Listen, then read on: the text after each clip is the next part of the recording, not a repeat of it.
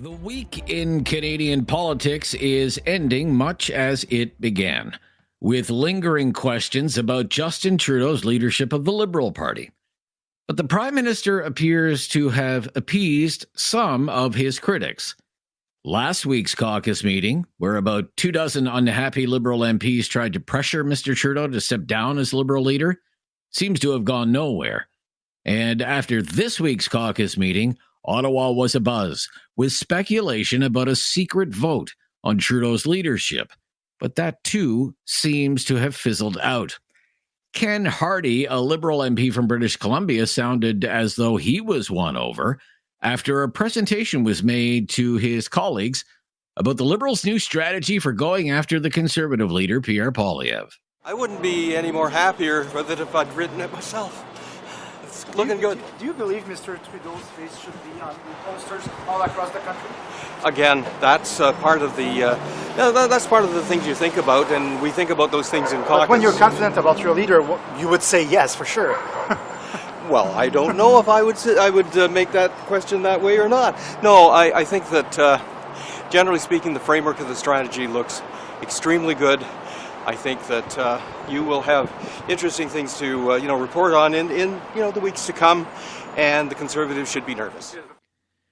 It sounds as though part of the latest Liberal strategy to try and narrow a 20-point gap in the polls between Liberals and Conservatives is to import talking points from the Democratic Party's election campaign in the United States. For example, Ontario MP Adam Van Couverden said the Liberals are united because Pierre Poilievre poses an existential threat to democracy, something Democrats say all the time about Donald Trump. What I'm focused on is my constituents. I'm focused on is beating Pierre Poilievre in the next federal election. He poses an existential threat to Canada's democracy, in my view. He also has committed to tearing down some of the institutions that Canadians rely on, and that, in particular, Miltonians rely on.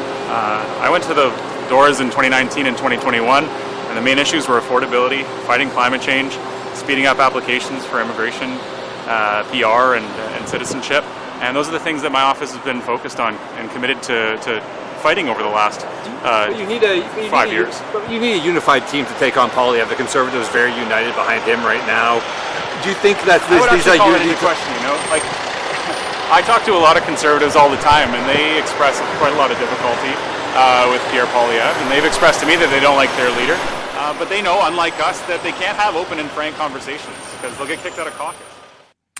Among the things that Team Trudeau has been promising is a series of new attack ads aimed at Poilievre. And the first one was released this week on social media.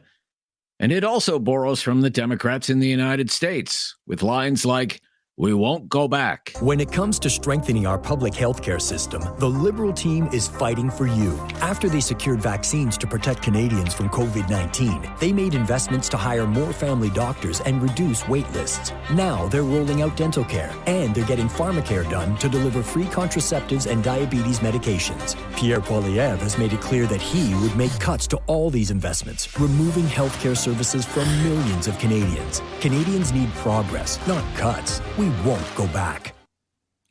A deadline came and went this week. The Bloc Québécois said the Liberals had until Tuesday of this week to pass two pieces of legislation, one about old age security and the other about supply management in agriculture.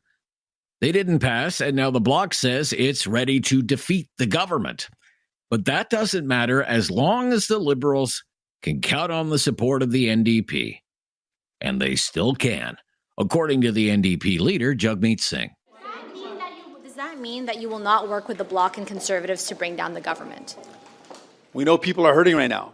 People are struggling right now. They're having a hard time affording their groceries. They're having a hard time affording a place to call home. And seniors are just getting help with their teeth.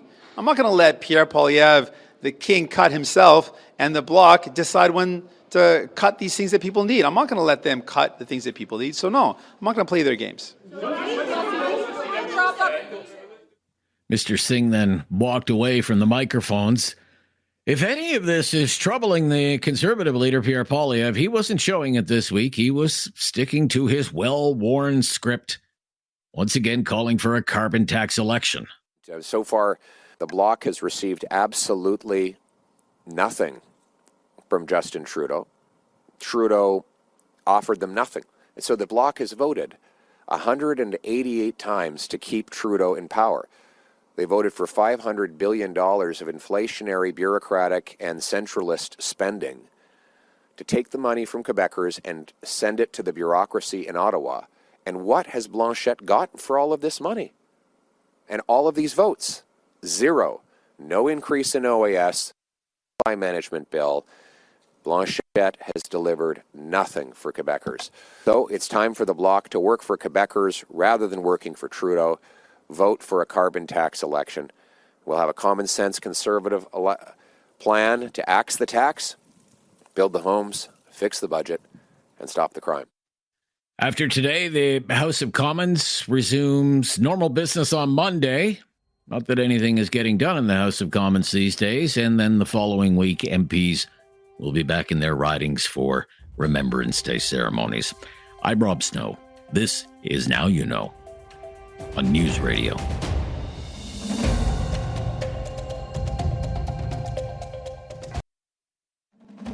No question goes unasked or unanswered. Now You Know with Rob Snow returns on News Radio. He's our expert in communications, crisis communications, political communications, branding, leadership. Barry McLaughlin is the president of TLC, Transformational Leadership Consultants. He lectures at the Telfer School of Management at the University of Ottawa, head of the MBA program at the Shannon School of Business at Cape Breton University. Welcome back. Great to be here, Rob. Very busy week. Very, very busy. Lots to talk about this week. Let's talk first about the Liberals in Ottawa. Trudeau survives the week, and the Liberals have been promising new attack ads aimed at Pierre Poilievre, and the first one, an online ad, dropped this week. So let's have a listen to it, and we'll kind of pick it apart, if you don't mind, Barry. Roll the tape, David. When it comes to strengthening our public healthcare system, the Liberal team is fighting for you. After they secured vaccines to protect Canadians from COVID-19, they made investments to hire more family doctors and reduce wait lists. Now they're rolling out dental care, and they're getting pharmacare done to deliver free contraceptives and diabetes medications. Pierre Poilievre has made it clear that he would make cuts to all these investments, removing healthcare services from millions of Canadians. Canadians need progress, not cuts. We won't go back. Okay. First impressions, please. Well, this isn't going to move the dial at all, but I think it's trying to do two things. It's trying to define what they've accomplished, at the same time try to hold Poilievre's feet to the fire that he's going to destroy all this and remove it. So it's sort of, trying to develop a core wedge issue that we can land on, that voters can, undecided voters can really make a decision about. And obviously they feel healthcare is their advantage, not Poilievre's. Okay. I said we're going to pick it apart, so we're going to kind of pick it apart, and I'm going to tell David to play and pause here for a second on a few key messages that are in this ad. So from the top, David, please. When it comes to strengthening our public healthcare system, the Liberal team is fighting for you. After they secured vaccines to protect Canadians from COVID-19, they made investments to hire more... Let's stop there. Stop there. I don't think it's politically important now to relitigate the pandemic. I think the pandemic is way in the rearview mirror. That's just my own opinion. Yeah. I think things like Freedom Convoy, pandemic, I don't think there's any political gain. Yeah, and I agree with that. And I was a bit surprised that they began the whole thing with a mention of procuring the vaccines after they spent millions of dollars trying to procure a Chinese one. So I'm surprised they began with that. But anyway, yeah, I mean, I agree with you. Trying to do a rear view, I guess they're trying to remind them of Pierre Poilievre on this. And I'm not sure it's necessarily his weak spot. But anyway, I think that this is also part of their departure to a certain extent from the NDP, and they're trying to, define, they're taking ownership now of all of these things that the deal they had struck with the NDP was really forcing them to do, for sure. And they're taking it as their 100% ownership here. Okay. You can pick it up there, David. They made investments to hire more family doctors and reduce wait lists. Now they're rolling out dental care. Okay, and that's good. If you ask people, what is the state of the healthcare system? I don't think you would get very good responses back. So I think part of your aid at least has to be based in the truth some way, somehow, and I don't think that part is really. Well, you don't get a lot of political marks for trying, like they're trying to, get family doctors. They have been getting family doctors, but we just got this report out that 5.5 million Canadians don't have a family doctor. So I'm finding that, there's another kind of leading with your chin, let's call it, in boxing terms. I'm not sure that's really what Canadians think. Oh, thank goodness they've been making great progress on our healthcare system. I think they actually think it's worse. Okay, so let's go to the end and kind of the call to action, if you will, because it's very familiar. Go ahead, David. Yep. Care services from millions of Canadians. Canadians need progress, not cuts. We won't go back. We won't go back. Yeah. So that's right out of the Kamala Harris campaign. Yeah. So it's not original. It's, well, we like the sound of that, so we're going to steal it. Yeah. What do you think of that? Yeah, I mean, I think this is kind of signaling, hey, he's just like Trump, but he's going to roll us back to, the bad old days, and women didn't have rights when we didn't have free contraception and all this stuff. So I think they're planting a seed with this more than anything else. They're trying to lay groundwork here. And I think sometimes by doing it this way and putting it on your website, don't spend a lot of money on it, they're kind of testing response before they move into a really heavy rotational major advertising. But they're very late in the game here. I mean, they promised the caucus a year ago they were going to ramp up. They don't have they're so low in their fundraising compared to the Conservatives. Maybe they don't have the resources. But I'm just saying that this is a kind of a low key kind of let's just see how it plays kind of advertising. I think that's really all this is. Yeah, I would agree with that, and that was going to be my next question. Now, you're just getting around to this. Now, okay, if this is an effective ad, I don't happen to think it is, but if this is the kind of ad that you wanted to run against Poilievre, it would have been better to maybe do it a year, maybe even 2 years ago, I would say. Yeah, I mean, the old way of thinking was to keep your powder dry until we get closer to the election. But we could be right on an election, jumping into a cycle.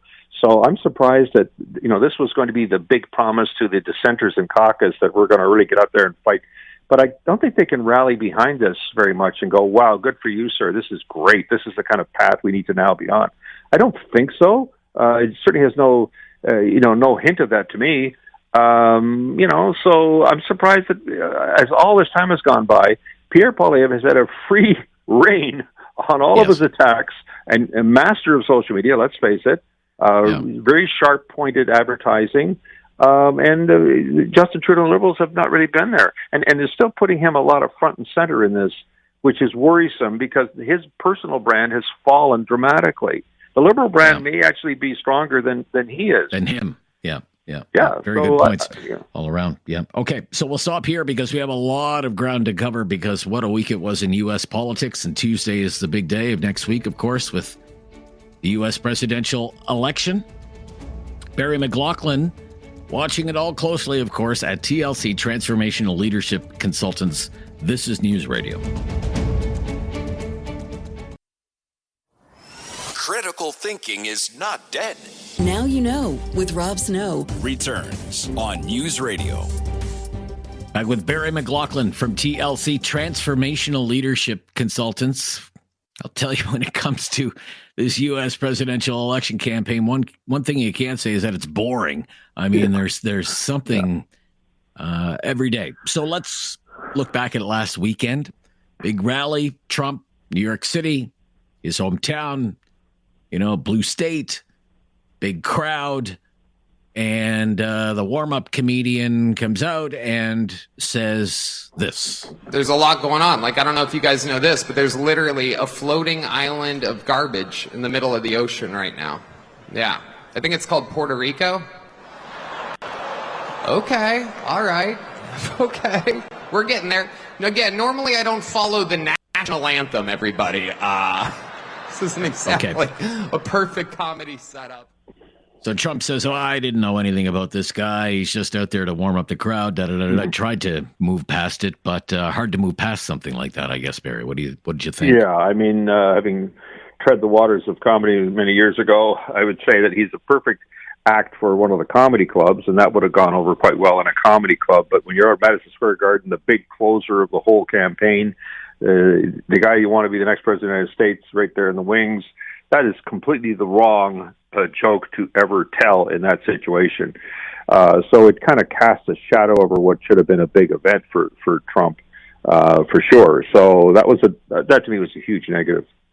All right, let's move along to Joe Biden and comments he made likened to the deplorables comment from Hillary Clinton back in 2016. Roll that, Dave. And just the other day, a speaker at his rally called Puerto Rico a floating island of garbage. Well, let me tell you something.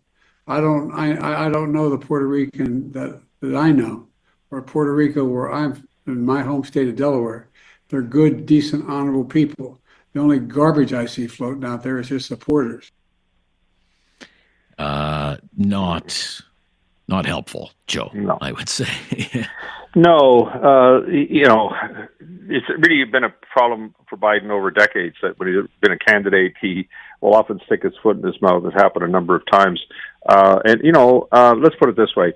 He was doing this on a Zoom kind of call while she was standing in the ellipse not far from the White House, the big penultimate campaign event for her. So he was almost competing with her for this.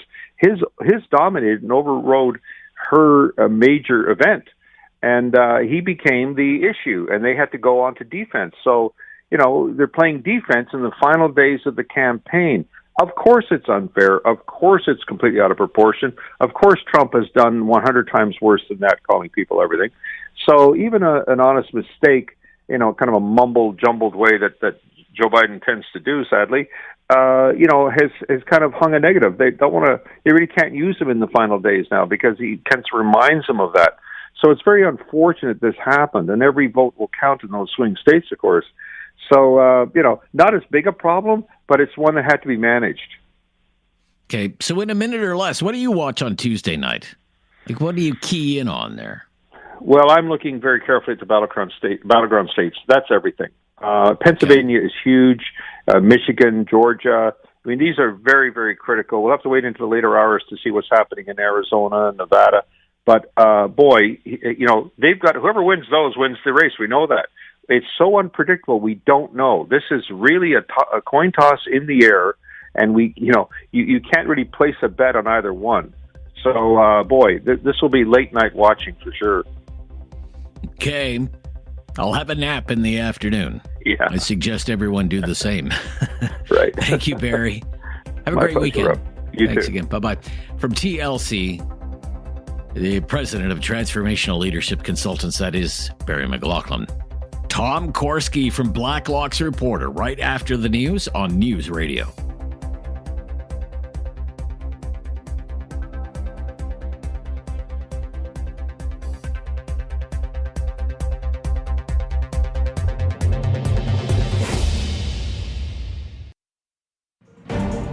Now you know with Rob Snow continues on News Radio. Well, he's been minding Ottawa's business all week long. Tom Korski's back with us. He's the managing editor of Blacklock's Reporter. How are you this week? I'm well, thank you, Rob. Thanks for having me. Oh, a lot of ground to cover this week. Very busy. So let's start with a roundup of some of the stories that Blacklock's had this week. About the CBC, what do private broadcasters think of the CBC's public funding? Well, they say it's too much as their grant is up to $1.4 billion a year, their parliamentary subsidy. But the Canadian Association of Broadcasters, the privates, have also warned the Senate Transport Communications Committee of a little shell game. The CBC for years now has advocated that they go commercial-free. No more advertising on television. Oh, by the way, that will require us to get more subsidies to compensate for the ad revenue that we would lose. They originally calculated that figure at $400 million a year. In addition to the $1.4 billion they're already getting. Problem, CBC television ad sales are doing a Hindenburg. It's just crashing and burning. They fell another 10% last year. Used to be 400 million. Now it's under 200 million. Private broadcasters saying, okay, this is like playing three-card Monty at the county fair. You don't get an additional top-up on your subsidies for television ads that you can't sell in the first place. It's going to be a big fight, Rob. Okay. How is CBC television doing in the ratings? Terrible. They're flatlining. All television ratings generally are flat, according to the former Bureau of Broadcast Measurement. Now it's called Numeris. They're the gold standard. They're where all the advertisers go for viewership data. But they say the CBC is the dog of the group, that they are lower than all the other networks. And we know, we've seen some spot ratings over the period nationwide. So there's 13 local CBC television newscasts. 13 of them from Vancouver, goes all the way to Charlottetown. 13. What was their combined viewership? This is in the most recent data we've seen, 2019, which is getting up there now. 230,000. From coast to coast. It's unbelievable. I used to work at an AM radio station headquartered in Camrose, Alberta. They got 230,000. It's unbelievable. Oh, yes. I mean, the supper hour news in some major markets of private broadcasters would garner many multiples of that figure. So that's very interesting. Now, meantime, Catherine Tate, who is the CEO of the CBC, on her way out now, but not before she had to pay a fine, not a big fine, something she can afford. Of course, she makes, $500,000 a year. But she's been fined under the Conflict of Interest Act. Not much is known about it, though. What do you know? Well, she breached an act of Parliament. What did she do? She failed to report as required by a law of all public office holders. Report within 30 days any material change in assets, debts, or investments within 30 days. And she didn't do that. We don't know what she didn't report, but we do know she used to list her legal address at a property in Brooklyn, New York, and then in 2023 in filings revised her legal address to Ottawa. Either way, it's a great send-off to Kathy. Thanks for the memories, Kathy. You were great. She retires in January 3rd. Her contract is up. And she's really been something. She's been a national treasure. I feel I speak for all 40 million Canadians. We'll make a heritage moment for her sometime. It's awesome. Thank you, Kathy. Yeah, I can't think of anyone who has done more damage to the case of a public broadcaster in Canada than her. Honest to goodness. She has not done the public broadcaster any favors, I do not think. Let's move along. I do ask this to my listeners from time to time, and the response is overwhelming. Do you get more in rebate checks on the carbon tax than you pay in the carbon tax? And typically it's overwhelming. Most people say, no, I don't believe that these rebate checks are covering whatever I pay in carbon tax throughout the course of the year, despite whatever Mr. Guilbeault claims or Mr. Trudeau claims. Now, this is very interesting because in the upper echelons of the government bureaucracy, at the Privy Council, no less, which is the top of the government food chain, they've been doing polling on this. Do Canadians believe us when we tell them they're getting more money back than they pay in the carbon tax? And what does that research show, Tom? They exactly reflect your audience, Rob. And it's almost universal. It is fascinating. This is cabinet aides who commission focus groups. They're not interviewing homeless people. They bring in workers, average Canadians, into these focus groups under very expensive surveys. And they did ask them that. And people said, no, there's no way I'm getting more in a rebate than I'm paying in higher fuel costs. Well, that's crazy. And then they fed them, forgive me for characterizing it, as misleading statistics. They misinterpreted some budget office reports, and they quoted a misleading data from the Department of Finance that has been widely discredited. And they said, are you sure? Because, a lot of people, we hear a lot of friends, I don't want to say names, are getting a lot in their rebates. People said, I still don't believe it. And I mean, this was universal. Even when told by their government, no, you are getting more. You're profiting from this tax. People simply don't believe it. Rob, there's what they used to call a credibility gap now on the climate program that is absolutely fatal, in my 2 cents. Yeah. Asked whether they thought the rebate had received had been more than the additional costs they paid as a result of the implementation of a federal price on carbon. Very few believed this to be the case, wrote researchers. Participants were next informed the Department of Finance calculated the average household in their respective province would be receiving hundreds of dollars more than they paid into the carbon pricing program. You know, they actually, they showed them these numbers, inaccurate numbers, but they showed them these numbers attempting to prove that they were wrong. Asked whether this changed their perspective on the carbon pricing initiative. None indicated it had. None. But, hey, that won't stop them from saying it anyway. And this is 5 years in, Rob. Yes. 5 years in. Oh, yes. The tide has turned on that issue, I think. When we come back, we'll talk about some cost of living issues. Canadians now viewing vacationing, dining out as privileges, as luxuries, and top Bank of Canada officials at a big committee hearing on Parliament Hill this week. We'll talk about that with Tom Korski from Blacklock's Reporter. I'm Rob Snow. This is News Radio.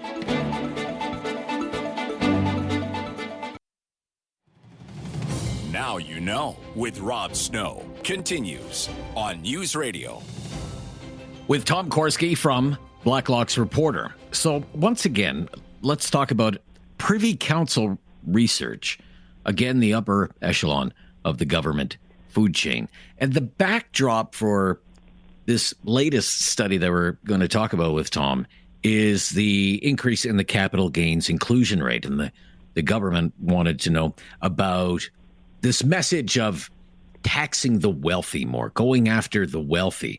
And it paid good money to a Toronto pollster, Strategic Council, to do this study in excess of $800,000. That's right. Okay, right. So what did Canadians say about what they view as the wealthy and the privileges that the wealthy enjoy? It's really jarring, actually, Rob. And as you mentioned, these are the only polls we ever read, because they're the only polls that government reads. These are polls paid for by taxpayers, commissioned by cabinet aides, read by cabinet aides. And so it's very often a precursor of what cabinet is thinking and what's coming down the road. And they wanted to know, they had this fetish about taxing the rich. You mentioned the $18 billion capital gains tax. So they asked people, what is rich anyway? Exactly. How would you define wealth?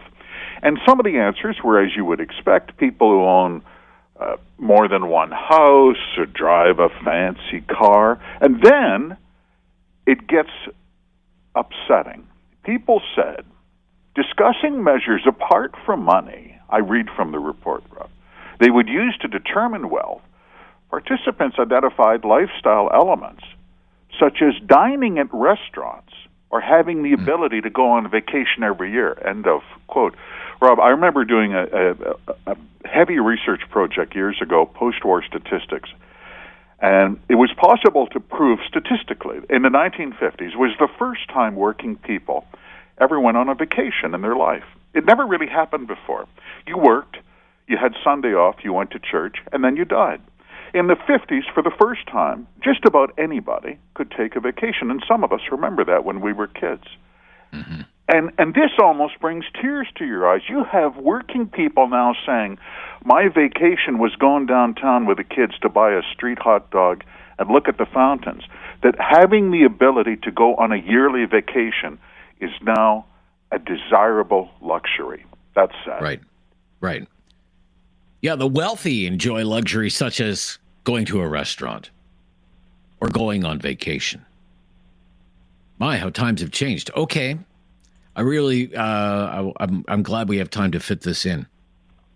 Bank of Canada executives were at the Commons Finance Committee this week, and they were under questioning about the cost of living and inflation. We have some audio here from, I believe this is Don Davies. He's the NDP MP for Vancouver Kingsway, and asking about prices. Will prices come down? He puts that to the Deputy Governor of the Bank of Canada, Carolyn Rogers. Let's listen to this. In your view, what are the key factors driving these persistent high price levels in Canada? And how is the Bank of Canada addressing these underlying issues? So I think, I think you're talking about price level increases versus inflation rates. And I think this comes back to a question we had earlier about, inflation's back to target. We're bringing interest rates down. The economy is growing. Why don't people feel better? And I think, the answer really is because things are more expensive. So we can say, yes, inflation's back to target, but people feel like things are more expensive, and they are more expensive. And so... do you expect those prices to come down? No, not. I think we would be giving people a false sense of hope if we said prices come down. Well, that's encouraging. Plain truth, Rob. That's where we are going into winter. What you see is what you get. That's it. Yeah. Dave, can you play the last maybe 10, 12 seconds of that? No, not. I think we would be giving people a false sense of hope if we said prices come down. Do you expect prices to come down? No, we would be giving people a false sense of hope. False sense of hope. Wow. That's not encouraging, especially not encouraging for a government in a precarious minority parliament right now, and seeking 8 ways from Sunday, every way to delay the election. Maybe now we have a better sense of why. How did Governor Macklem, he was also there as well, the governor of the Bank of Canada, how did he describe the economy? Well, he described it as soft, but only because last week when he had the big rate cut, he said, this is a good news story. This is fantastic. This is such good news. I can't believe this news is so good. And finally, I don't know whether someone explained it to him, perhaps Deputy Rogers, he finally described the economy as soft, not great, not bad, soft. And when asked, what does that mean, said, well, it means there is still some financial stress. I guess he's talking about people who can't afford to go to restaurants or take a vacation. Okay. We will wrap it up there for this week. Tom Korski, thank you for minding Ottawa's business. Great to hear from you. Thank you, Rob. Next week. Yeah, Tom Korski's the managing editor at Blacklock's Reporter. I'm Rob Snow. This is Now You Know on News Radio. There is no question Rob won't get answered. Now You Know with Rob Snow continues on News Radio. Here with David Smith on a Friday. Talk back coming up right after the news at the top of the hour. It's a Friday free-for-all talk back today. So we're wide open on topics. We'll just follow your lead. If there's something on your mind that you want to bring up, I have all kinds of stuff that I wouldn't mind getting into today, but I'm more than willing to follow your lead. Canada Post is one of them, David. There could be a strike at Canada Post. Oh, yes. Yeah. That might be a big story that we're covering on Monday if an agreement isn't reached. Their agreement, there'll be an illegal strike position like Sunday. So that could be a big story next week, depending on what happens with Canada Post. So that's just one of many issues that I want to get into. I'm interested in the Canadian dollar, like 71.74 cents US for the Canadian dollar, 4-year low. What's going on with the currency? 71 cents US. Tough to own a hockey team, an NHL team, if you have a dollar that's 71 cents US, Dave. Yeah, that's a pain. I wonder how that affects snowbirds too. There was a time when the Canadian dollar was the same as the American dollar. Those were great days, but at 70 cents, long time ago. Yeah, I looked it up the last time the Canadian and U.S. dollars were at par, and it was 2012. So 12 years ago. Quite some time ago. Higher oil prices back then, helping to lift the loonie. Hey, did you get any, was it busy last night on the doors with the trick-or-treaters? No, not really. No, it wasn't, eh? I got, the doorbell rang 4 times. I think I had about 10 kids total in 4 groups. So a lot of leftover chocolate for me, which I'm not going to complain about, but yeah. Okay. Yeah, because you bought a box of 100 little chocolate bars, right? Yeah, the kids who did come to my door got treated very well. I was throwing out handfuls of candy. Take it. But still some left over. Right. David, I think it was Tuesday of this week. I'm wondering, like, where the heck is David? Like, show's starting in an hour. Where the heck is David? I've been, like, working all morning waiting for David to get here. David shows up like an hour before the show is supposed to start. And he's like, I got talking to my landlord, and man, can that guy talk, because we got some tree delivered. Tell that story. That's a hilarious story. Right. Okay. So quickly, about 10 years ago here in the city of Ottawa, we had an infestation of the emerald ash borer. It's an invasive species, kills ash trees. We used to have lots of ash trees in Ottawa. Now they're all dead. So about a decade ago, a tree at the front of my house, which I rent, was cut down. And the city of Ottawa has what they call a Trees in Trust program to replace mature trees within the city that have been cut down for one reason or another. Great. Sure.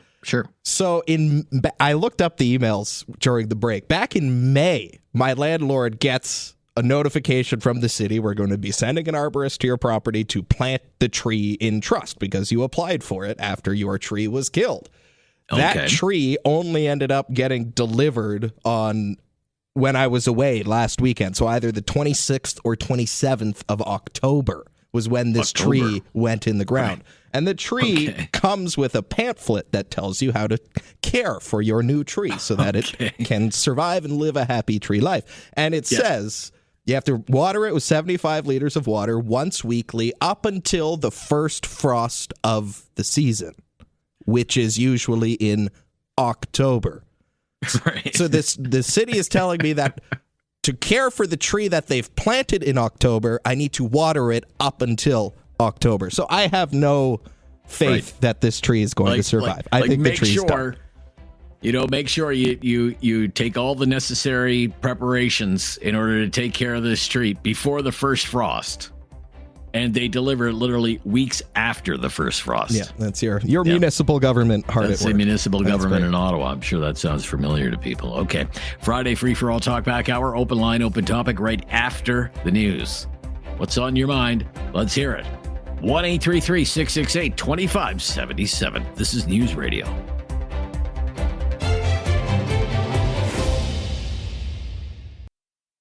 It's time to talk back. On Now You Know with Rob Snow. Call now And have your say. 1-833-668-2577. Welcome to Talk Back. 2 hours of debate and discussion on the big issues of the day. Today it is the Friday Free for All. So, open line, open topic today. We've been coming up with topics all week. So today it's your turn, and we're more than happy to follow your lead at 1-833-668-2577, 1-833-668-2577. What do you want to talk about? What's on your mind? News story out there that you want to comment on? Is there a big issue or even a small issue that you think needs to be raised? Hey, this is the place to do it. Our call-in line again, 1-833-668-2577. David's been screening the calls all week, and that's the case again today. Our regular call screener, Andrea's been enjoying some time away. Andrea went to Florida. Great timing to go to Florida. She'll be back next week, but David is standing by, and you will speak with him before you go on the air. If you're a first-time caller, just mention that to David, and we'll make your call a priority.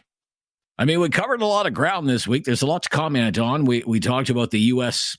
presidential election wrapping up on Tuesday of next week. We can jump right back into that if you would like. We talked about MAID. Took a lot of calls on that. Medical assistance in dying. That was a heavy-duty topic. Some news about that today that we can pass along as we make our way through the next couple of hours. We talked about the housing market. We talked a lot about federal politics. There's a lot of stuff happening in Alberta these days. There's an election campaign underway in Nova Scotia.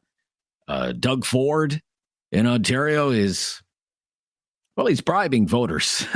That's what he's doing with a little bit of their own money. $200 checks just before what is expected to be an election next spring. He's also ripping up bike lanes in Toronto.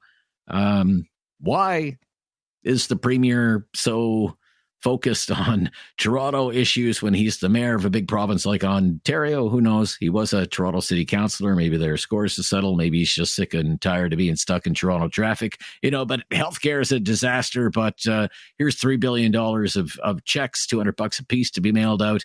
And don't look now, we have bike lanes to rip off. So he has his, priorities in order, I guess you could say. Carbon tax. That was in the news this week with a spat between Alberta and Ottawa again.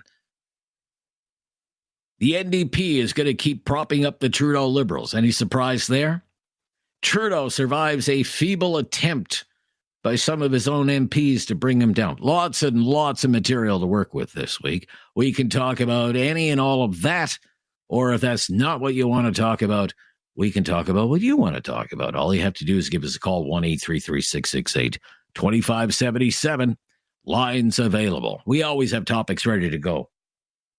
There's always something on our mind we'd love to get some reaction to, but again, we'd love it if you took the lead. Let's go to Rick in Dartmouth and get things underway. Hello, Rick. Hey, wow, that was quick. Thank you. It's quick today. Quick today. Yeah, that's right. Look, in terms of the U.S. election, I don't have any skin in the game. I studied American history and university, majored in it, and I've been following, U.S. politics since, 1973. And the one thing that I've noticed over the past 8 years since Trump came on the scene is, I have a saying, the true test of fairness is being fair to someone you don't like. And as far as I can see, there has been no fairness in terms of Donald Trump, regardless of his flaws. The perfect example was today on our local station here, the Open Hour. There's a guy who's an American citizen gets on, and he hates Donald Trump, and we all know that. But then he says that Trump has been convicted of sexual assault more times than you can count, something like that. Anyway, that's just not true. It doesn't matter what you think of his character. He's never been, convicted of anything like that. Right. So it was a civil anyway, judgment I tried to against straighten him. that out Right. with the producer, but didn't work. Anyway, so the unfairness is, to me, the most striking thing about the American election in terms of him. That's all really I have to say about that. Okay. You think he's being treated unfairly by the media Well, by the mainstream media in terms of our local show here gets the ABC news feed, and the way I see it, it's just pretty simple. If there's some kind of an issue, there's a positive response from the anti-Trump forces, and there's a negative response regarding what Trump said. Okay, it's so easy to manipulate. Right. When you have somebody like Trump who just doesn't shut up, really, he gives them so much material to twist and be out of context and stuff like that. So anyway, that's really all I've got to say on that one. The other thing was, though, if you got a second there, back in 2012, the Canadian dollar was at par, and in 2014, I bought some solar panels, and they were through a U.S. company, and we were at 95 cents with the U.S. dollar. And that got me to thinking about there's a technology that we had installed in our house in 1984, and it's thermal solar, and that's the only kind of solar you could really get up until the mid-teens, mid-2020 teens, that made any sense. And this particular system that we bought in 1984 is still operational, as good as the day it was born. Wow. And the people who think that the PV solar is the greatest thing since sliced bread. It isn't, because it slowly dies over time. Like the panels that I bought are probably now only at 70% efficiency. I tracked that over the years. So anyway, I don't know why the government wants to convince people to put big PV systems, that's photovoltaic, which create electricity, on their house, which will only last for 20 years before you have to get rid of it. And it doesn't make any sense to me when the thermal option, both for heating, space heating, and domestic hot water, are infinitely better. That's my all right. You've had your say, Rick. We're going to run. Have a great weekend. Thank you for your call. It's the Friday Free for All Talk Back. For the next 2 hours, we're all ears and all yours. 1-833-668-2577. More of your calls coming right up. You're on News Radio.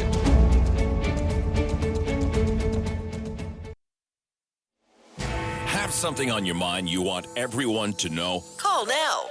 Hello. 1-833-668-2577. It's Talk Back on Now You Know with Rob Snow.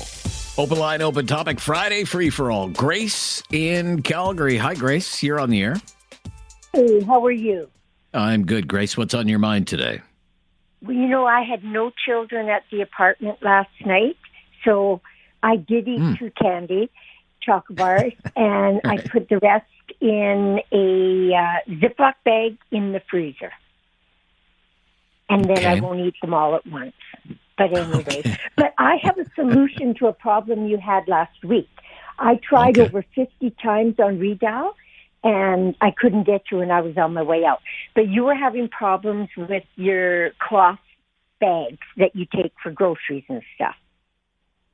Yeah, well, I forget them, and then I get to the grocery store, and I forgot. And, the paper bags, plastic bags, you got to go searching around for a box or whatever. It's very frustrating. Well, no, I have a very easy solution for you. What you do is you get from one of the drugstores, you get just their small bag, and usually they're kind of a vinyl or whatever, and it's got the flat bottom on it. And then the ones from the grocery store, when you get them new, they're like they always fold flat, hanging, right? So what you do is you fold it in 3, and just before the third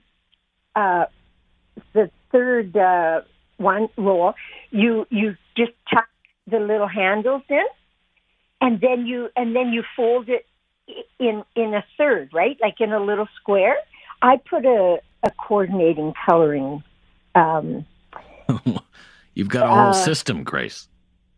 Elastic on mine, and then it's just one little square, and you pop it in the bag. And on the back seat of the driver's, on the floor there in the back seat, you just have that other bag, and you plop them in there. And when you bring them into the house, then I take them back out the next time I go to the car, and they're always there. Okay. Yeah. You're much more coordinated and organized than I am. Well, Grace. I'm a retired secretary, yeah. Okay. So I'm just curious. I am curious. You had how many trick-or-treaters? 2, did you say? No, I had none, but I did. Oh, none. Okay, none. And is that unusual?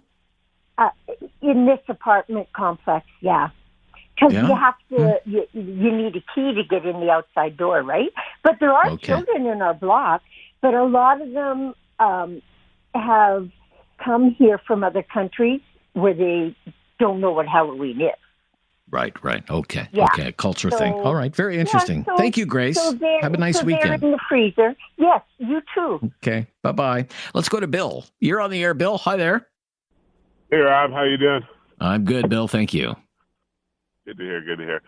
So, Rob, I almost placed a bet down on Trudeau Peregrine on Monday, and he didn't. No. And that just thoroughly convinced me that they obviously are quite comfortable with the fact that the NDP are in no rush to get into an election. But I suppose we can hope that those 24 disgruntled Liberal MPs will all be at doctor's appointments or sick at home on a non-confidence vote day. we'll see what happens. We'll see what their convictions are like, won't we? But I find it really interesting, Rob, that the polling numbers are just so in favor of Poilievre right now. And, people are like, oh, well, I don't understand. He's such a terrible guy. He's like mega North, blah, blah, blah. No, people are in trouble. They're having a hard time surviving. And, my dad always said to me when it comes to the Alberta government, I asked him a long time ago, I said, how do these Conservatives stay in power, Dad? And he said, well, as long as everybody's got a roof over their head, a job and food, they don't care what the government is up to. But the moment the government screws that up, then they all start paying attention. And that's really what's just happening now, is people are lifting their heads up because their circumstances are so bad. The problem is that they've lifted their heads up in the last 5 minutes of the fourth quarter of the game, and they missed the first three quarters. So they don't, they don't really see everything. They don't see the 360-degree view of what this government's done in the last 9 years.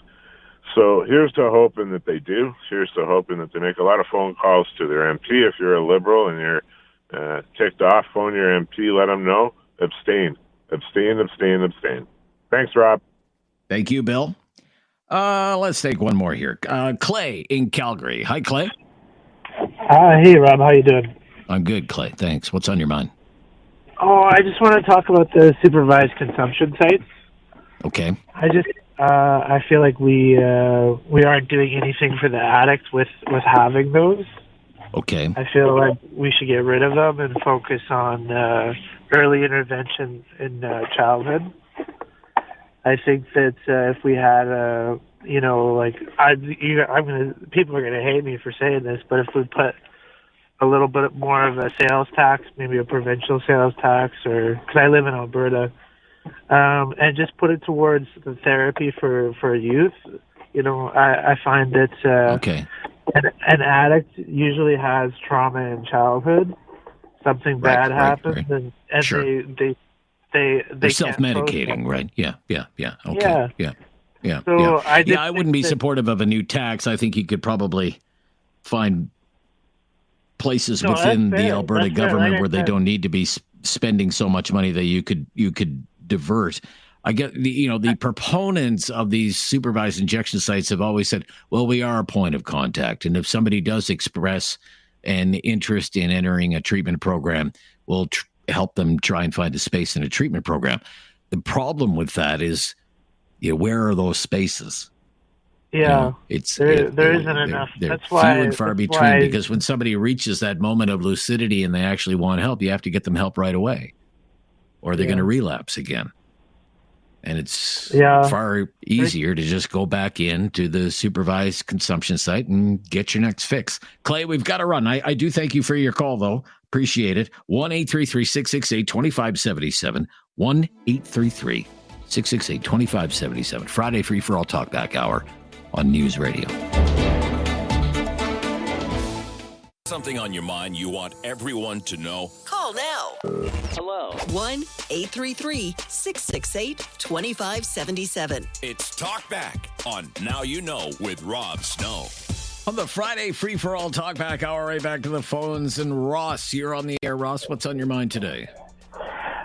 Thanks for taking my call, Rob. I have just two things about residential school, and I know it's a big topic, but I'm not going to take a lot of time. But the two things that bother me the most, and what I find, my first point, is I find it very disconcerting that we have a member of parliament trying to introduce a private member's bill to make it an offense to deny what's happening in what happened in the residential schools. I mean, the whole point of our democracy is freedom of speech, and if we don't have that, we can't voice our opinion without fear of somebody showing up at the door to arrest us. I don't think we can function very well as a country.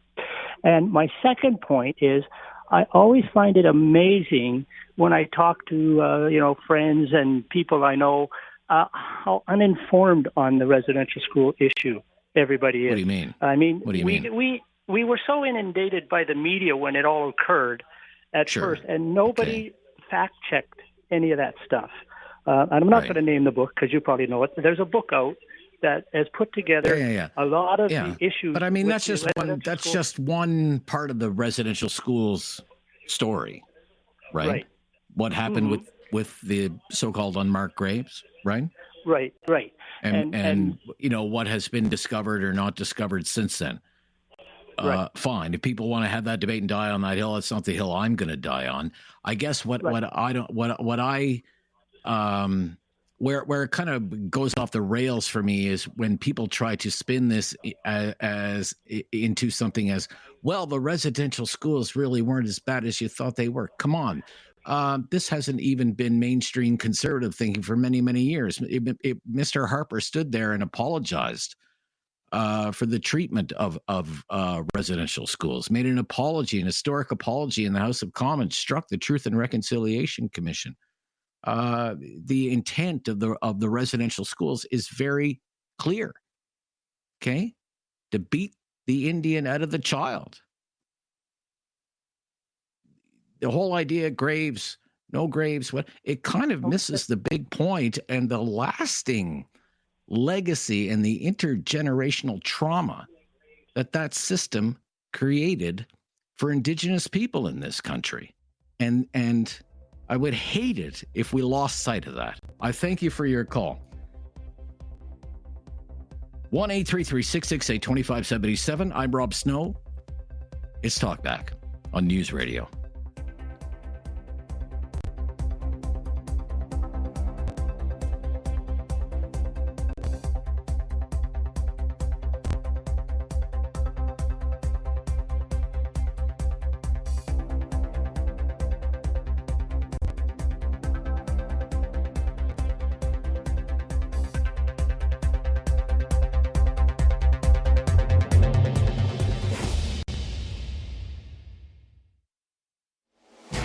Something on your mind you want everyone to know? Call now. Hello. 1-833-668-2577. It's Talkback on Now You Know with Rob Snow. What's on your mind today? Let us know. Friday Free for All Talkback Hour at 1-833-668-2577. Stephen in Calgary. Hi there, Stephen. I want to preface by saying the Residential Schools Act was patterned after the Dawes Act in the United States. Now, we don't have video on that, but YouTube has great videos explaining what happened down there. Pretty much was duplicated up here. On the presidential election, Donald Trump will win by a significant amount. Not a landslide like LBJ, Nixon, or Reagan, because those days are over. But I put the blame for the Democrats squarely on their shoulders, because you now have three newspapers, New York Times, the Washington Post, and the LA Times, will not endorse the Democratic Party. And the big problem they have down there is they're not allowing her to be her. I've watched old videos of Harris when she was AG in California, and she makes perfect sense. She's talking about how we can reduce costs, reduce recidivization rates in criminal justice, and she's free to speak, but she's so overhandled that she just comes off as not being credible for a lot of people. And the bottom line is the Democrats are not as enthusiastic as the Republicans are. If Donald Trump wanted to create a new religion, it'd be the biggest religion in America within 5 years. It's almost cult-like on their side, whereas all she has going for her is abortion rights, and nope, that's it. She's not defining herself as a reason to vote for her, and you can't win just based on, I don't like the other guy. You got to have them to get out and have a reason to come vote for you. And abortion rights isn't big enough. There's got to be more. I don't know. I don't know. I do wonder what kind of factor that's going to be when the results start coming in on Tuesday, and how women voters are going to react when they have their first chance to really vote after the decision on Roe v. Wade back in 2022. I don't even know how many women actually are. You know how you have pro-life, pro-choice.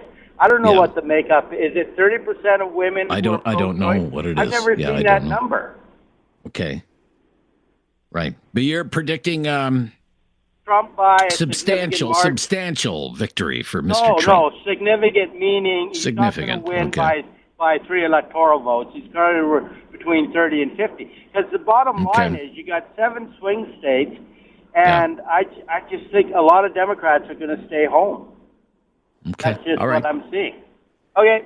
Bye. We'll see what happens when the results start coming in on Tuesday night. I'll be part of a special broadcast on Tuesday night. Going to be a long day on the radio for me on Tuesday. Looking forward to it, though, because I'd be up watching it anyway. John in Cambridge. Hi, John. Hi, Rob. Thanks for taking my call. You're welcome. I just want to make a comment, if I may, on this massive tobacco settlement that they're planning on having. I'm going to take you back if I can. I once served in the Navy, and in January 1962, January 62, ship I was on was about 150 miles off Boston. Over the radio station, WBZ Boston, because we could pick it up at sea, came the announcement on the news, the Surgeon General of the United States feels there's a direct relationship between smoking and lung cancer. Rob, that was 1962. 62 years later, people are still smoking. The government's making big tax dollars. My point here is, when are people going to take responsibility for their own actions? It's just ridiculous to see such a settlement when the government's just as much to blame. Okay, how is the government to blame? They get taxed. They get taxed on the sale of the cigarettes, do they not? Well, sure. Yeah. So, I mean, they're right in the trough with the tobacco companies. But, Rob, for gosh sakes, 1962, and there's pictures on it. I understand that, sir. And, Rob, what is the first thing your doctor says to you when you go in there? Do you smoke? So the writing's been on the wall forever. I'm really opposed to these bleeding. I'm sorry, but I'm really opposed to these bleeding hearts. Right, but do you not think that the tobacco companies should pay damages for the healthcare costs related to the consumption of their toxic products? Oh, I can see that, but I can't see the size of the settlement because the government's right in bed with the tobacco companies. You know, unlike, and if you go down to the Tillsonburg area, et cetera, they wiped out those fields years and years ago. And because people said, oh, look out, there's dangers here. You look at the pack, the packages on the pack, and of course you can't see the tobacco packages anymore because they're covered up in the stores. So I just have a problem with this whole system blaming someone for not, and you're not looking in the mirror at yourself. Right. So you think it's a matter of personal responsibility? Absolutely. And not liability by a big company. No, that made, there's liability all around. Okay. What I am saying is that the settlement is absolutely ridiculous, considering the writing's been on the wall for 62 years. Okay. Would you apply, say, the same thing to the opioid crisis? OxyContin and the way that was pushed on people? Is that a matter of personal responsibility? Or is that different? You know, Rob, I'm not up on that. To be honest with you, I think there's a lot of blame there, but I do get on a tirade about the tobacco simply because it's too much. Okay, fair enough. I don't know. I'd like to know how much it's cost the Canadian healthcare system since 1962 to treat tobacco-related illnesses. I don't disagree with you there at all. It'd be interesting, but when you think of it, it's been there, and they've been telling us ever since. And of course, as I said earlier, what's the first thing your doctor says to you when you walk in the office? Yeah. Yeah. So the writing's on the wall. John. Rob, thank you, John. For your time. Yeah, you're welcome. Yep, 1-833-668-2577. We've cleared the line, so we'll hit the reset button, maybe introduce a few new topics, but lots of time. Still more than an hour to take your call today. Help us get into the weekend. Tell us what's on your mind as we debate and discuss the big issues of the day. That's what we do every day during the Talkback here on News Radio. Have something on your mind you want everyone to know? Call now. Hello. 1-833-668-2577. It's Talkback on Now You Know with Rob Snow. Let me toss one topic out there. Friday free-for-all Talkback hour. But let me toss one topic out there because this could be a big story next week, depending on what happens over the weekend. What do you think of workers at Canada Post going on strike? They voted in favor of a strike and in a legal strike position as of 1 minute past midnight on November 3rd, which is Sunday. So the Canada Post management revealed its latest offer to the workers a couple of days ago, presented it to CUPW, Canadian Union of Postal Workers. So Canada Post is offering its employees an 11.5% raise over 4 years. 11.5% over 4 years. What do you think of that? 11.5% over 4 years. Says it's protecting the defined benefit pension plan for current employees, as well as job security and health benefits, wage protection against, quote, unforeseen inflation, whatever that means, improved leave entitlements for current employees. Current employees, a lot of this applies to current employees, not necessarily new employees. Transitioning to an hourly rate of pay for RSMC employees, that's rural and suburban mail carriers. I don't know how they get paid now, but transitioning to an hourly rate of pay. Company says it would support CUPW's proposal for a merger of the RSMC and urban bargaining units. Okay, so at the end of the statement that it issued a couple of days ago, Canada Post said that in the first 6 months of the year, the corporation reported a loss from operations $490 million. In the first 6 months of this year, $490 million loss. And, quote, since 2018, Canada Post has lost more than $3 billion, end quote. So Canada Post is on track to lose $1 billion this year and says it has lost more than $3 billion over the last 6 years. And the management has told Parliament over and over and over again in recent months, Canada Post is running out of money. Canada Post needs to make big changes. There is little letter mail anymore to speak of, and it's getting killed by the gig economy delivery companies in the parcel delivery business. So what do you do with Canada Post? The workers are saying we'll go on strike. Now, I have had employees of Canada Post call me and say, oh, Rob, all this is just fear-mongering from Canada Post. Yeah, they just want to make the situation sound more dire than it actually is because that's to management's benefit, given that we're in labor negotiations right now. Maybe there's something to that. They've also told me it's just not a very well-run corporation. Canada Post wastes a lot of money on stupid stuff.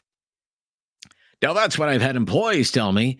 I'm sure if I interviewed the CEO of Canada Post, he'd probably tell me an entirely different story, and he would say the sky is falling at the post office. So I'd love to get your take on this. Could be a huge news story next week if Canada Post went on strike. What if it went on strike? Would you even notice if Canada Post went on strike? Would it affect you at all? I live in a rural area. I do get packages delivered from time to time by way of Canada Post. So I suppose, if I bought something from Amazon or whatever, I would notice. I know it's important for many businesses. What about your business? If you run a business, would a strike be harmful to your business? Canada Post goes on strike. Let us know. I'd love to know what it's like to deal with Canada Post. I mean, is it a customer-friendly operation? What would you say?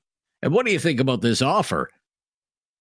I wouldn't necessarily call it 11.5% over 4 years. Okay, it's 2.87% a year. You could say we have inflation 1.6% these days, but there was a big run-up in inflation when you go back to, say, 2020. So I don't know, 2.8, do you really call that a generous offer? Or do you say, well, the company's losing $1 billion a year. Maybe the workers should be happy they're getting any kind of raise at all. Could be a Canada Post strike come Monday morning. What do you think? 1-833-668-2577 if you want to weigh in on that. Let's go to Eric, Cole Harbor. Hi, Eric. Hi, Rob. How you doing? I'm good, Eric. Thank you. I forgot to ask you your my Halloween question for you. I don't know if Dave passed it on to you, but I'll ask you this question, see if you can solve it. What dogs do vampires dread the most? What dogs do vampires dread the most? I don't know. Bloodhounds. Okay, bloodhounds. Okay. I know it's weak, but anyways. Right, okay. A bunch of grade sixes got it today, Rob. So so we'll see. Anyways, what I want to talk about, Bud, is pedestrian safety. Yesterday, unfortunately, a 24-year-old young girl lost her life in Halifax, hit by a transit bus. I don't know all the details for it, but right. the law has to change, and I think there's one simple solution: is that you're not allowed to leave the sidewalk until cars come from the left and the right, will say, come to a complete stop. Because you've seen it yourself, and people press the button, they're looking at their phones, they're texting, walking across the street. Oh, yeah. And even if a car is going 20 Ks, it takes a considerable distance for the car to stop. And so, the simplest thing is I taught my kids, when you come to a crosswalk, you look both ways, put out your hand, make sure cars coming from either direction stop, make sure you make eye contact and walk away. I don't think that's a big ask, or it's a terribly complicated situation. And to enforce it, maybe for the first little while, make it a pretty serious fine or translate into community services, because so many people have lost their lives. And I think if that change was made, it would lead to a considerable less loss of life. Do you have any feelings about that yourself? I haven't given it much thought, but I have seen, I don't know, what do you call it? Texting and walking. Some people are, they don't know where they're going. They kind of lose track. They're scrolling on their phones. They're buried in their phones, and they don't realize before maybe it's too late. They're right in the middle of traffic. They're walking against a red light or whatever. Yeah, okay. Thank you, Eric, for your call. We'll be right back. Going to take some calls on the Canada Post situation when we come back. Glad to see some interest in that topic. Could be a big news story next week. We may be talking about that next week, David. This is Talkback on News Radio. Have something on your mind you want everyone to know? Call now. Hello. 1-833-668-2577. It's Talkback on Now You Know with Rob Snow. On Canada Post and the possibility of a strike. Anne in Waterloo. Hi there, Anne. Rob, how you doing? I'm good, Anne. How are you? Okay. So you say that Canada Post might be going on strike next week? Yeah. Oh, I thought they were already on strike. It says they have voted in favor of a strike, legal strike position Sunday. Okay. Well, the reason I made that remark was because from October 3rd to the 17th, inclusive, I received no mail whatsoever, not even a flyer, no junk, 2 weeks. Oh, I see. So I had to open a ticket with customer service. I still do get a fair bit of mail. So after pestering them, which you have to do, you have to keep after them, I found out that the letter carrier returned all of my mail for 2 weeks, return to sender. And the reason? He couldn't find my address.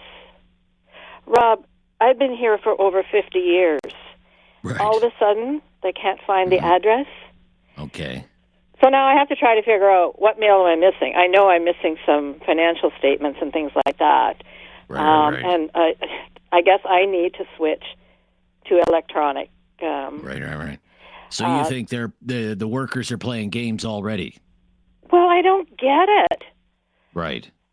And you don't get any answers. They tell you, well, your mail was returned to sender. And, well, what? Why? Why? Well, they couldn't find your address. I'm in their database. Right. There hasn't been I've been getting mail here address. for 50 years, you're saying, right? I'm saying. Yeah. So insert swear words here. Well, let's not do that. No.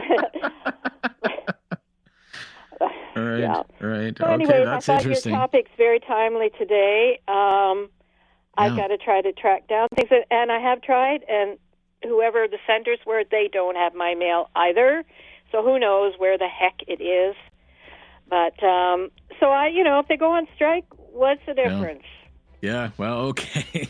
Yeah, your mail might be in Montreal somewhere by now, Ann. Okay, thank you. All the best. All right, look, if you're on the line, please stay on the line. We'll get to your calls right after the news. There is some other things I'd like to talk to you about. Highly questionable criminal justice story that I read about in the Hamilton Spectator newspaper. Just, it's baffling to me what's going on sometimes. I read about some of the sentences and proposed sentences that some people are getting. It's time to talk back on Now You Know with Rob Snow. Call now And have your say. 1-833-668-2577. So again, Friday Free for All Talk Back Hour, so we're wide open on topics. A number of people want to talk about Canada Post and the potential for a strike starting on Sunday. So let's jump right back into that. Dana in Halifax. Dana. Hey, how you doing?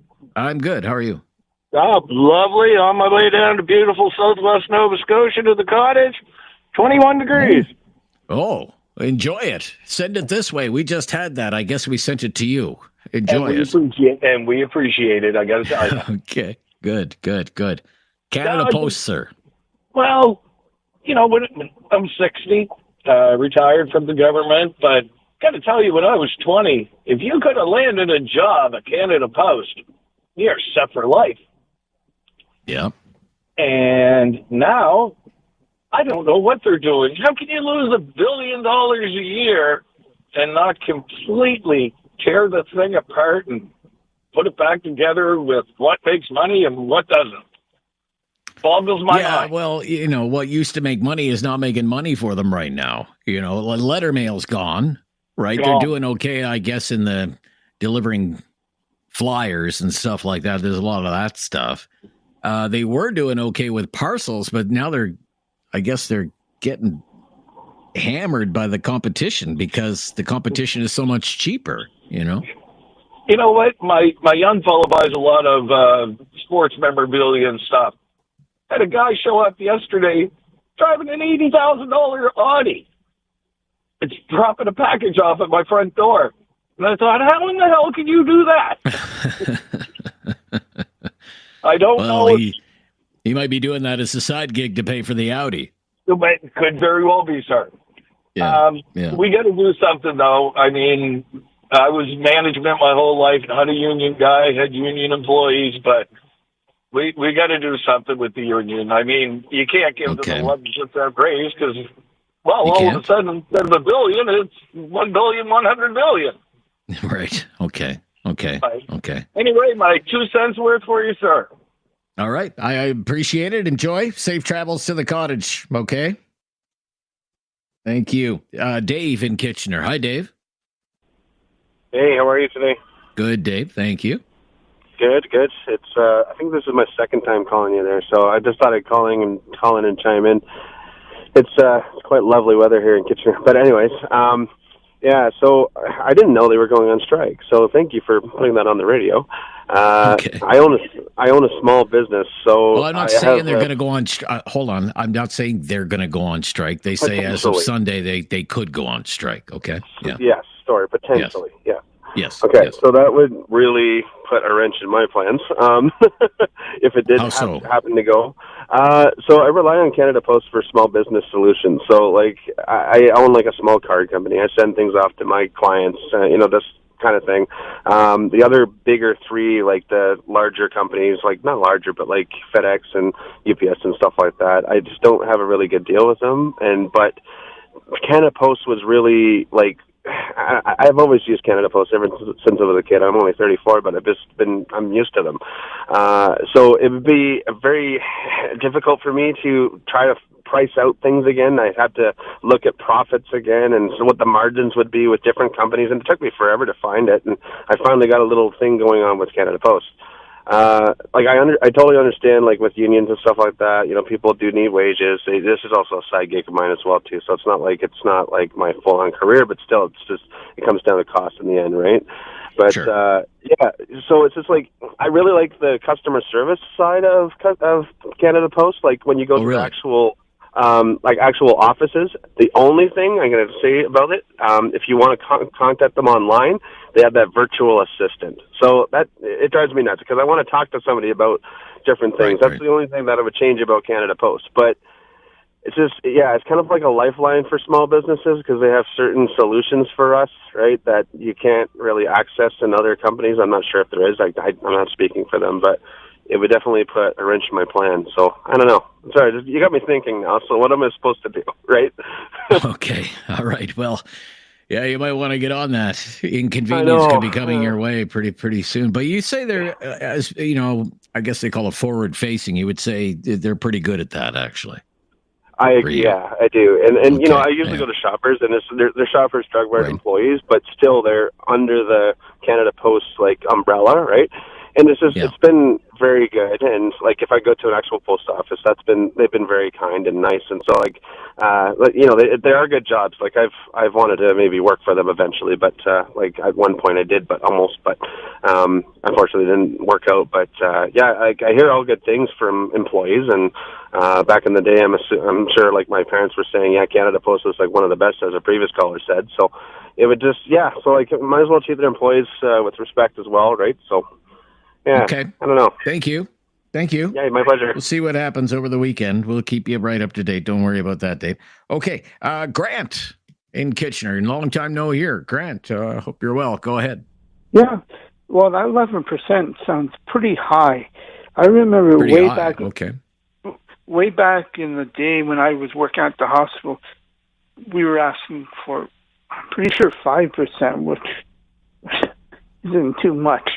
And I think Canada Post has to kind of watch themselves because there's FedEx, UPS that could do their job. And where is their job security? In my opinion, there's no more job security. They should be happy of getting what they're getting paid for. I just checked online. It's $24 for a letter carrier. In my opinion, that's a good chunk of money. Okay. And then it's also said to respect retirement. Well, what do they mean by? It was similar to that in their deal. Well, it says they're going to protect the pension plan for current employees. Yeah. Oh, is that what that meant? Yeah. Oh, okay. Protecting the defined benefit pension plan for current employees, right from the statement. For current employees. You know, it doesn't say anything about new employees. It says current employees. Yeah. Now, the 11.5% grant that they're offering is over 4 years. It's not 11.5% a year. It's over 4 years. So it's 2.8% a year. Okay. Yeah. But then that job security language, too, in my opinion, is pretty much out the window for any kind of job. What do you think? Well, sir, I work in the news media. We don't have any job security in the news media, for crying out loud. So, you know, I'd love it if we had protections for job security, but it just doesn't happen in the industry that I'm in or entire swaths of the economy. But we'll see what happens with it. Grant, thank you for your call. I have to stop here. 1-833-668-2577. 1-833-668-2577. Have your say on Talkback here on News Radio.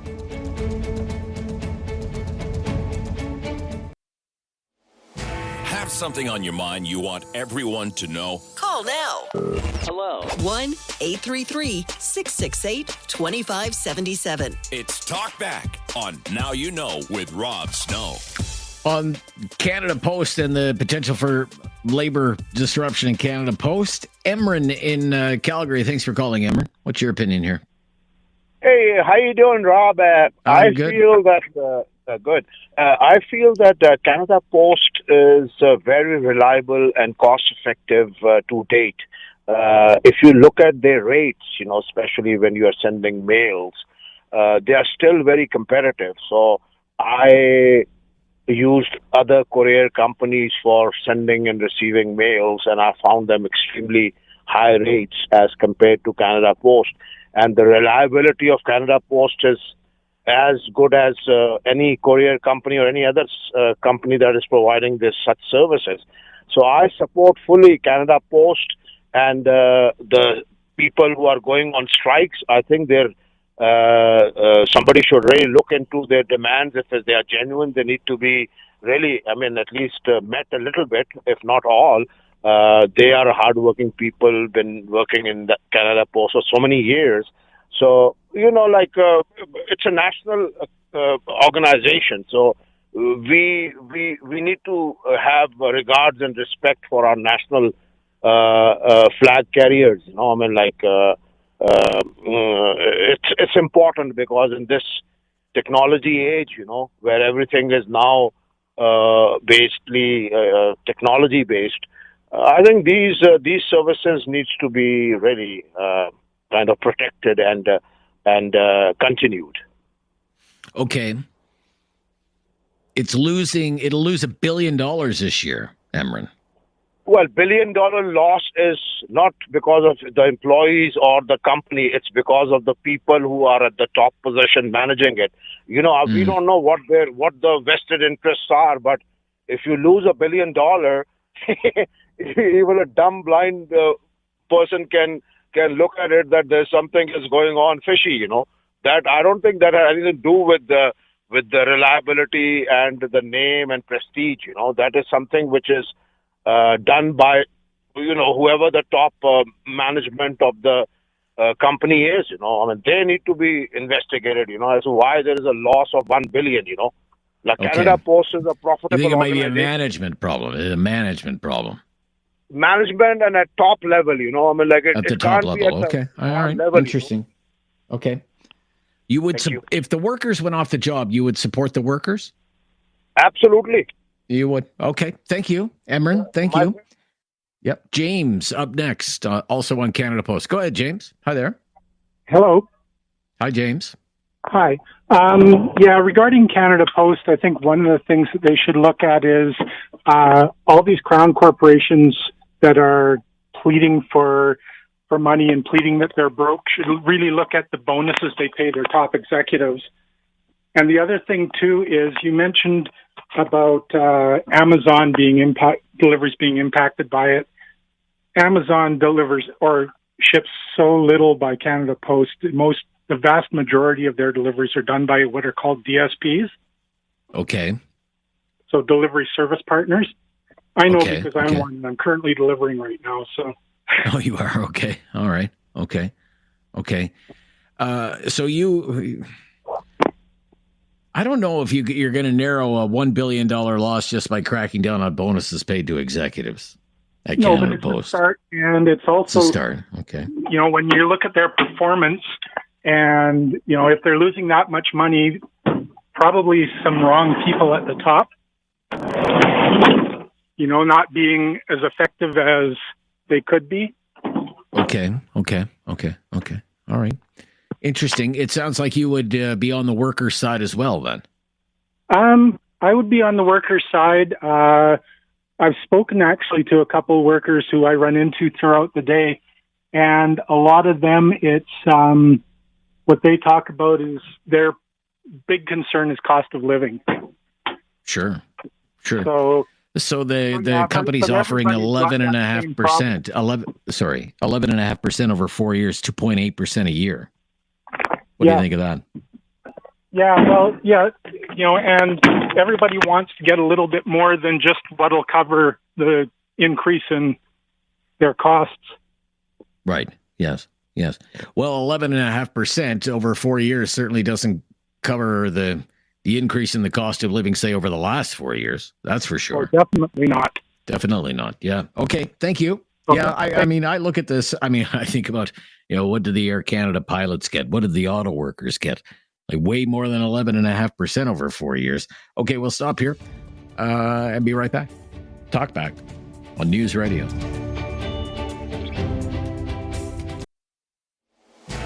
Have something on your mind you want everyone to know? Call now. Hello. 1-833-668-2577. It's Talk Back on Now You Know with Rob Snow. It sure is Friday free for all talk back, but Canada Post has certainly taken off as a topic. The potential for a work stoppage there. Craig in Calgary. Hi, Craig. Hey, how you doing? I'm good, Craig. Thanks. Hey, so I don't know. It sounds to me like if they've lost $1 billion last year, that there's something rotten in Denmark, as they say. And I think that their business plan and their pay structure and everything should be put under a microscope to figure out what's going on and how to stop the bleeding. And I'm totally with the workers on this one, because usually the ones at the bottom are the ones that are not getting compensated properly, as opposed to the fat cats on top. That's my opinion. Okay. It didn't lose $1 billion last year. I don't know what the loss was for last year. It's on track to lose $1 billion this year. Through the first 6 months of the year, it lost $490 million in 6 months. And the company says $3 billion since 2018. So say in the last 5.5, 6 years or so. So they're in a downward spiral here. And, they've got to figure out, from a business plan perspective, what is going on here, because that shouldn't be happening. Right.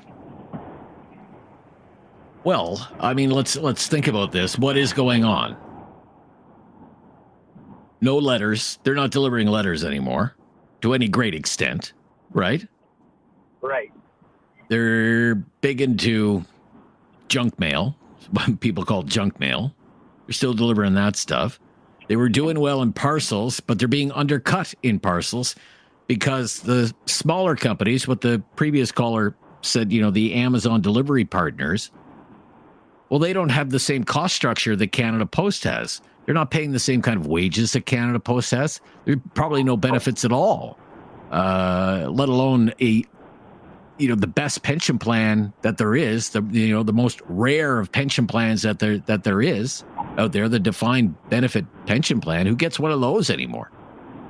Yeah, true enough. So you put somebody in a delivery van. What is the cost structure of that Canada Post delivery vehicle? $60 an hour? Thousands of them. $70 an hour? Something like that. How do you compete with the gig economy guy who might be making minimum wage if they're lucky? Yeah, true. And not working banker's hours, working 7 days a week. Well, I mean, if at the same time, if they give these guys this kind of raise and they're making that kind of money, basically the fallout comes right to the consumer, and it's already very expensive to ship anything. Yeah. Okay. All right. Interesting. But you want, say, a top to bottom review, and you think, and this is a theme that's coming through today, that management's not doing a very good job at managing this organization. 100%. 100%. Okay. Thank you, Craig. Let's try and fit one more in. Jeff, I'll bring you on, and if we run out of time, I'll wait through the news and I'll bring you back on. I hope that's a good deal for you. Today? I'm good, Jeff. Thanks. Go ahead.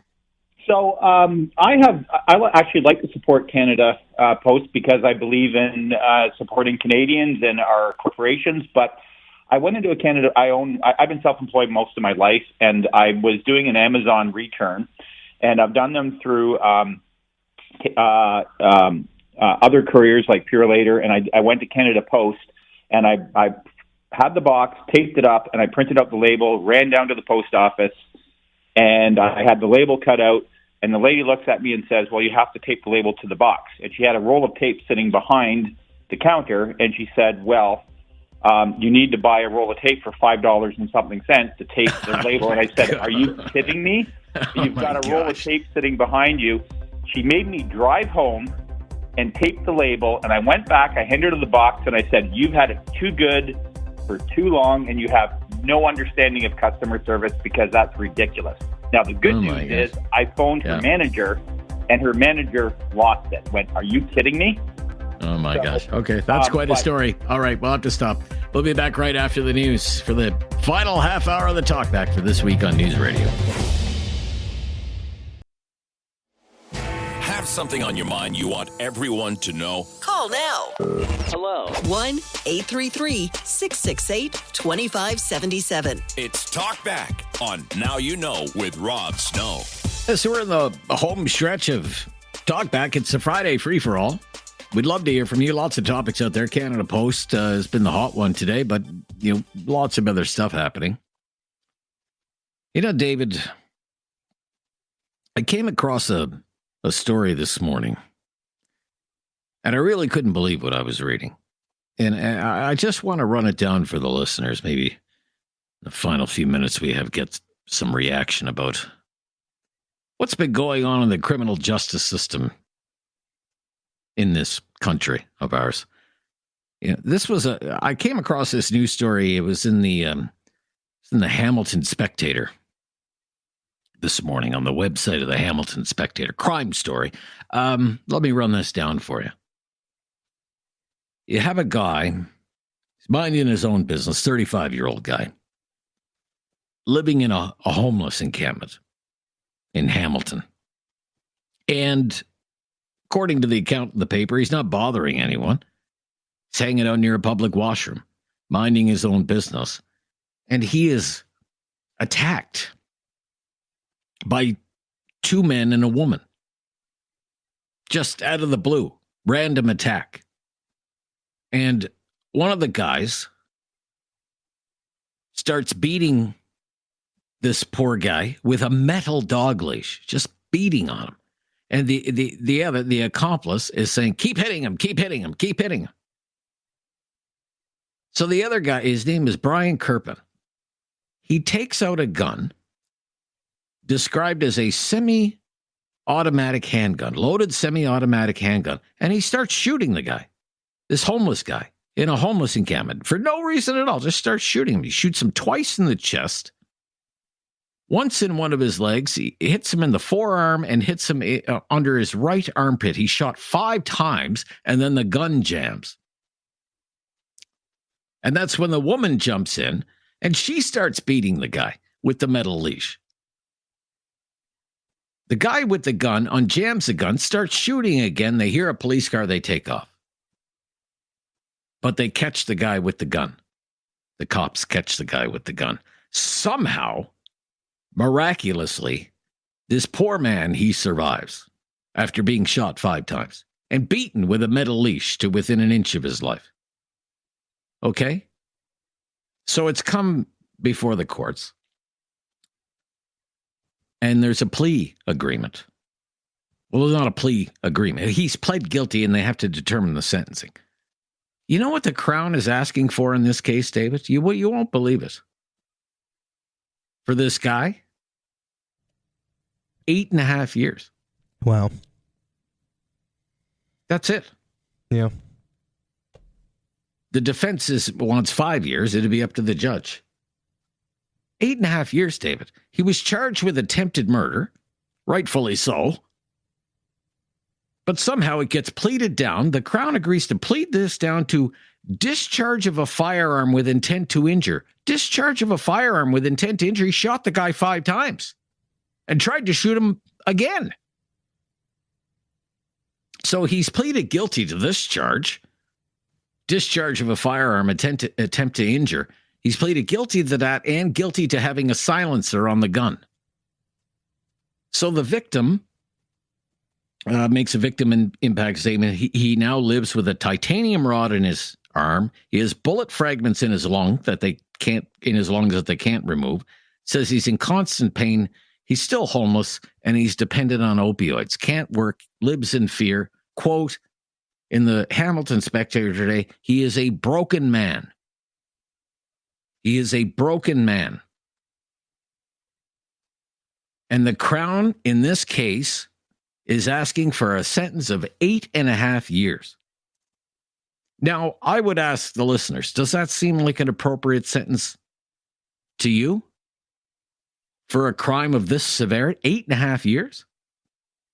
This guy, okay, according to his lawyer, he blames it on the drugs. He was addicted to drugs, and oh my gosh, he's full of remorse now that he's off the drugs.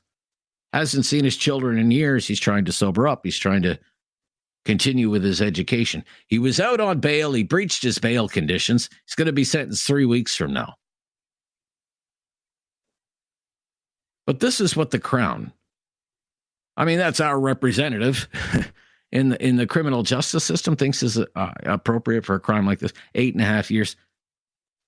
These 3 people set upon this man with viciousness.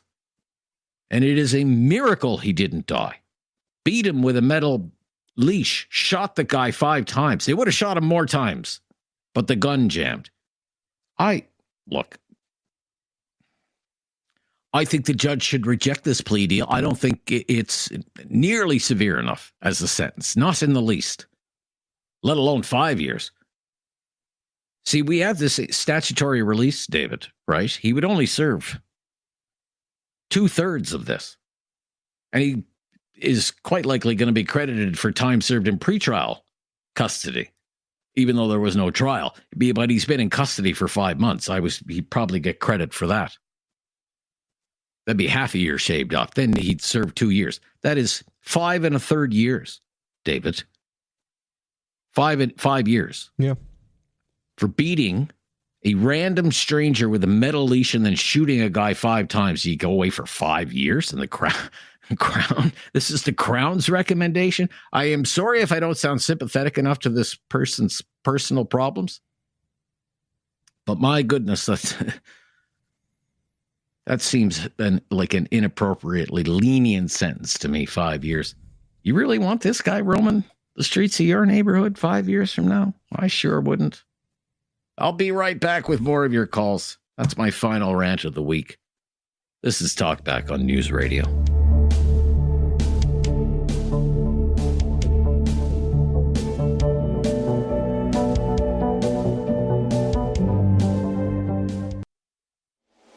Have something on your mind you want everyone to know? Call now. Hello. 1-833-668-2577. It's Talkback on Now You Know with Rob Snow. Stuart in Calgary on the Friday Free for All Talkback. Go ahead, Stuart. Hi there. Thank you for taking my call. I just want to say that I want to talk about Canada Post for a minute. First of all, I support their strike for the members. Okay. I'll tell you why. I've had the same letter carrier for 21 years. Phenomenal. He goes to we accept the guy's package. He's not answering the door. I don't want to have it take it to Shoppers Drug Mart where he has to pick it up. Inconvenience. The man is amazing. 21 years. Every Christmas I leave him a beautiful gift in the mailbox for him. I also want to draw your attention to something that other people might not be aware of. Shoppers Drug Mart, or London Drugs as we have them here in Calgary, they're only private contracts. They act as agents for Canada Post. They don't work for Canada Post. They're employees of the drugstore or the store. So when people say, oh, they're rotten, the service is terrible, yeah, they represent Canada Post with their uniform, but they're not employees of Canada Post. They make minimum wage. Now, that's not an excuse to provide terrible service because you've taken on the contract, but I just feel that Canada Post always comes under the knife because people think that these people actually make what Canada Post employees are paid. So in fairness, the letter carriers, they work in terrible conditions, especially when it comes to the winter. But there are amazing carriers who go above and beyond. And for that reason, I will support their movement to go on strike. And no, I'm not going to throw them all under a bus because, as you know, Rob, working in any corporation, there's going to be good, bad, and the ugly. There's the ones that are going to excel. Yeah. They always put their best foot forward. I don't care. I mean, you can talk about any corporation. Look at our Liberal government. There's amazing members of Parliament. There's terrible members of Parliament. There's great prime ministers, horrible prime ministers. So that applies to every walk of life. So before you go, I just want to say I agree with you 100%. On that individual in Hamilton, and the Crown Attorney should take it to court and just drive a spike through that guy, what he did to that innocent man. And I'll leave it at that. God bless you, Rob. Thanks for doing what you do for all of us. Bye-bye. Well, thank you. I appreciate your kind words, Stuart. Stuart, supporting the rank and file at Canada Post, on track to lose $1 billion this year. Could be a labor disruption at Canada Post. They could be locked out. as well. In addition to the possibility of a strike, the corporation could always lock them out, I suppose. Julian in Calgary. Julian, hi there. Oh, good afternoon. I just want to reiterate what Stuart just said, because I was calling about the same thing. When that guy takes his Amazon return to a counter at a Shoppers Drug Mart or London Drugs or whatever it may be, those are not Canada Post employees. Those are employees of the store. Yeah, but I'd still, whether they're employees of London Drugs or whether they're employees of Canada Post, I think... I get it. We're talking about Canada Post. I get it. We're talking about Canada Post. I mean, if somebody is saying, well, you need to tape the label to the box and there's a tape dispenser right there and she sends the guy home. Yeah. Okay. All right. Well, maybe this has to do with look, if these are going to be the forward facing people of Canada Post, then maybe there has to be some kind of training regimen into how you're supposed to serve the customer if you're going to be representing Canada Post. Maybe they should be unionized Canada Post employees that are behind those counters, and then they might get the proper training. But to label them as a Canada Post employee is just incorrect information. Okay, well, you've cleared that up, and the previous caller cleared that up. Okay, I appreciate it. Thank you. All right, thank you, Julian. Okay, yeah, and it's a valid point. Yep, for sure. Shelley, you're on the air. Shelley, hi there. Hi. I just wanted to comment on the judicial system and the inequality of it. The guys at Coutts Crossing with that COVID protest that they got 7 years for having guns, secured guns in a trailer that they never pulled out. Never used, never even pulled them out. They were secured. It just seems so unfair. They get 7 years, and this guy gets 8.5 for brutally attacking and shooting. Well, that's what the Crown is recommending. That's what the Crown is recommending. That's if the judge accepts the Crown's recommendation. And usually it ends up being halfway. So if they get, if the defense is asking for 5 and Crown is asking for 8.5, these guys are probably going to get about 6.5. Yeah, that's just not right. Like, people I find this sentence to be, I find this sentence to be it's troubling to me. It's very troubling because people don't seem to be held accountable for their actions. And I sympathize with people who have an addiction and get onto drugs. They still need to be held accountable because people can do anything now, it seems like, and say, oh, I'm on drugs, or oh, I didn't take my medication. And they're not accountable for their actions. That's just my opinion. I'm going to be following that story. Sentencing is November 20th in that case. Maybe hopefully the Spectator will be reporting on that again. So.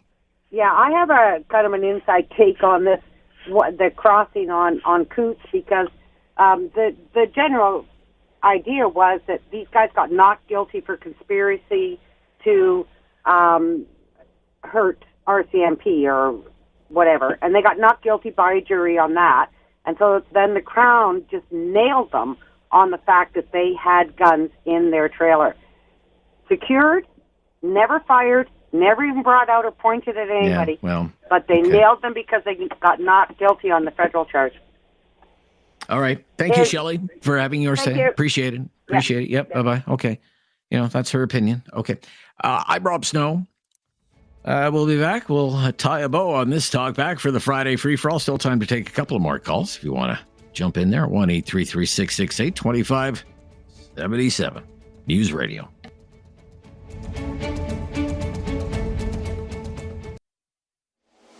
Have something on your mind you want everyone to know? Call now.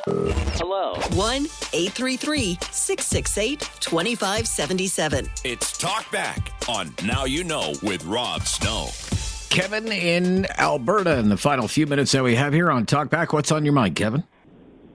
Hi, Rob. That guy who got attacked, I mean, Canadians don't have a way to defend themselves. We're not allowed to use pepper spray. That's a prohibited weapon.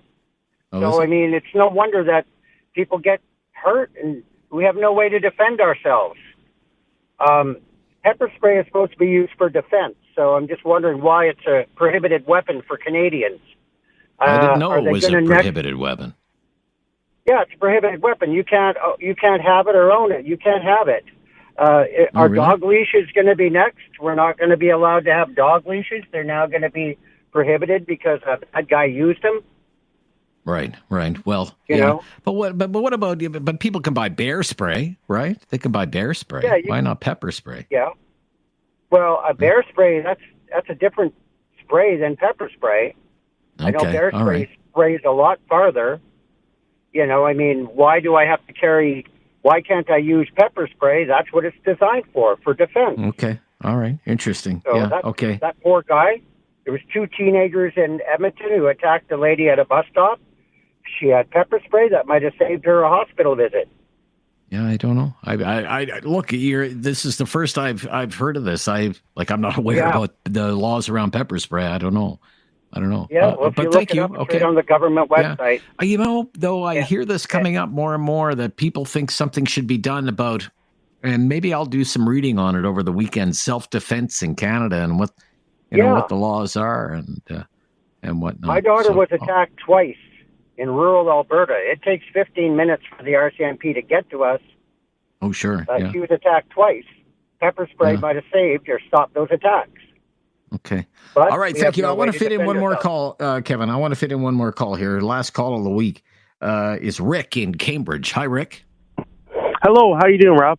I'm good, Rick. Thanks. We only got about I'll keep it a short minute and a half. I know you don't have a lot of time, but you know something? I'm an old school boy, and I like mail delivery to my house and stuff, and I understand, but is it a good time to push for, like, more money for mail right now when they're trying to get rid of it, the Postal Service? Like, I understand all the hype about emails and text messaging and everything else, but you know something? There's nothing better than getting a letter in the mail, Rob. That's all I want to say, buddy. Yeah, true enough. Well, when's the last time you got a letter in the mail or mailed a letter? Well, I had a couple. I had a family member send me one, and I got my disability check through the mail too. So, right, okay. I know, we could probably get away from it, but I think it's bad the Postal Service is kind of trying to get more when they're on the way out, if that makes sense. Okay. You know, I love the Postal Service. I've really? been a part of my life. I've seen mail all my whole life. But, I don't know. All right. Well, I'm going to be following it over the weekend. We'll see what happens. We'll know more on Monday. Certainly. Rick, thank you for your call. Thank you for all your calls all weekend. David, thank you for everything. Go Red Blacks on the weekend. Tomorrow, Red Blacks finally back in the playoffs. Take it to those Argos, Red Blacks. Take it to those Argos. I'm Rob Snow. Yeah, this is Talkback. The latest breaking news coming up next. Have yourself a great weekend. This is News Radio.